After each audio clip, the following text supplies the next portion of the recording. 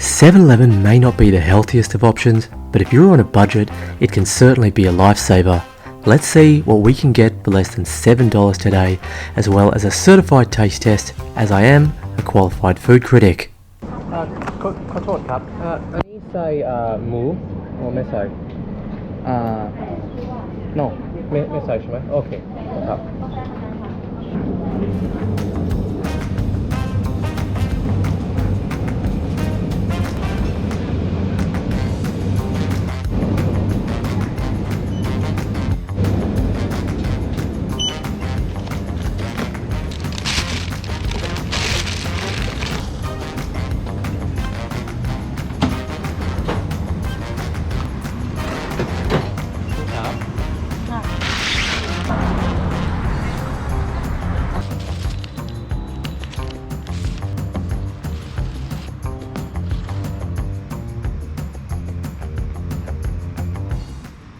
Alrighty, the first meal I'm going to try is the pad kapao. Alright, this one's fully vegan. It's got some mushrooms in there, it's got some soy protein, which is great. It's so good for the protein, and with rice, of course.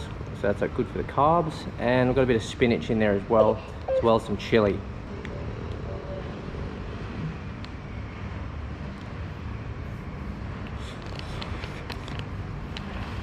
This is a meal I've actually had before quite a few times, and it's probably my favorite meal to go for in 7-Eleven.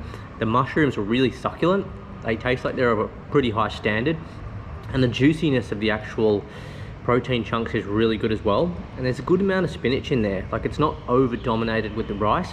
So I think for the price, what you pay for this, I think it's actually great value for money. It is actually quite spicy though, so I would say that if you don't like spice, then probably best not to go for this one. Alrighty, so the next one's just going to be like a vegetable omelette on rice. You've got this optional addition to add this sort of oyster fish sauce with chili, okay? Because I don't think this one comes spicy. So if you're vegetarian and you don't like spice, this is going to be a good option for you. I am going to, however, add a bit of that chili. Just trying very carefully not to actually get any of my fingers on the chili, because otherwise I'm going to put them in places I don't want to put them, especially maybe in Asia's mouth or something like that. And that would be awfully cruel. So it doesn't look too bad. Fair portion of rice, and actually a decent sized omelette for the price. Growing up, omelettes and rice, Thai omelettes and rice was like a staple that my mum always used to make me, so kind of got that place in my heart. Let's give it a crack. I have to say, omelette's pretty good. It's not like overcooked and dry. The rice is of a good consistency, also not too overcooked or too underdone. And just the addition of that oyster, chili and fish sauce actually kind of just brings it all together. So an all-around great meal. Pretty good also for like a post-workout for you guys or girls out there that are maybe trying to bulk, put on a bit of muscle. Could be a bit of a good option to go for. So yeah, pretty happy with this one as well, actually. Sorry about the lighting, guys, the camera angle. I didn't realize I'd chopped my head off, but it's a bit dark here and didn't actually bring me tripod. So the next one we're going to try is the chuka wakame salad here from Japan.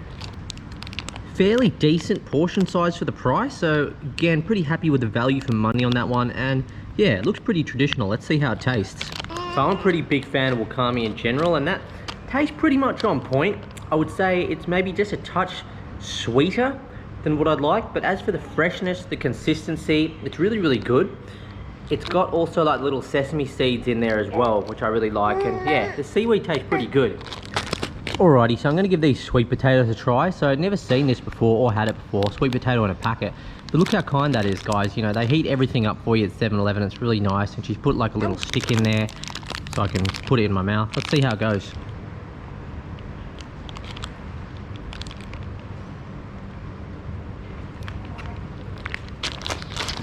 I say the taste is pretty good. It tastes natural, like doesn't taste like they've added any sugar or anything else to it. It is a touch dry, but it was heated up in the microwave, okay, so that could be to blame. You know, we can't always have our cake and eat it, so overall not too bad. And yeah, I'd probably get that again as well. Alright, so on to the sweet and savoury dessert here. It's going to be the red bean filled bun. So yeah, this was pretty cheap, so I don't have high expectations, but we'll see how my first red bean bun from 7-Eleven goes.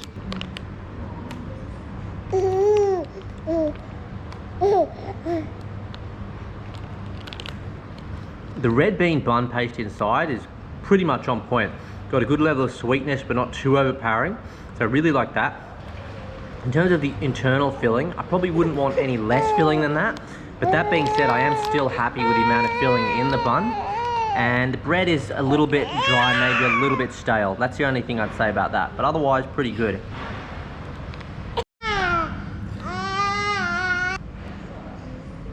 Alrighty guys, so onto the Black Forest cake now. So yeah, I think most people probably know what that is. So I don't have high expectations, but we'll see how it goes.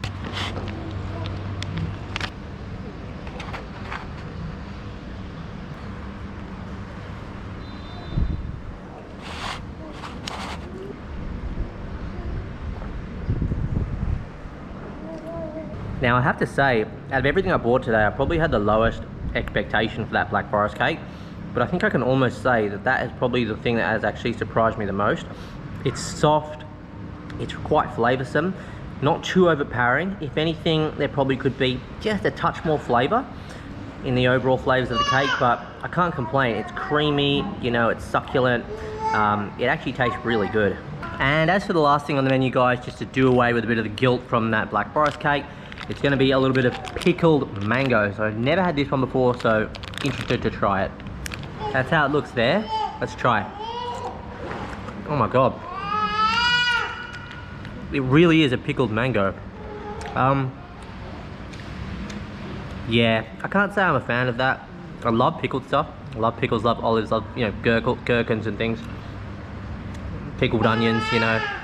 But as far as a pickled mango goes, yeah, let's just say I won't be buying that again. And as for this last drink, the protein tofu san, 100% vegan.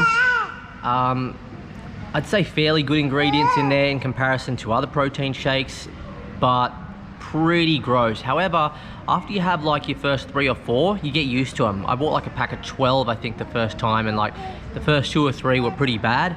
But then after you get used to them, you kind of just put them down. But I think saying that it is a pleasure to drink would be a bit of a stretch.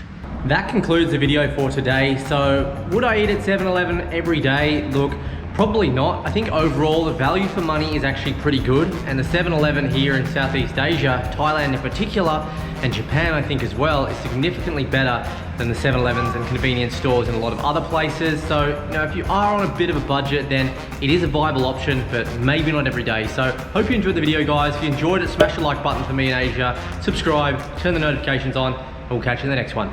Cheers.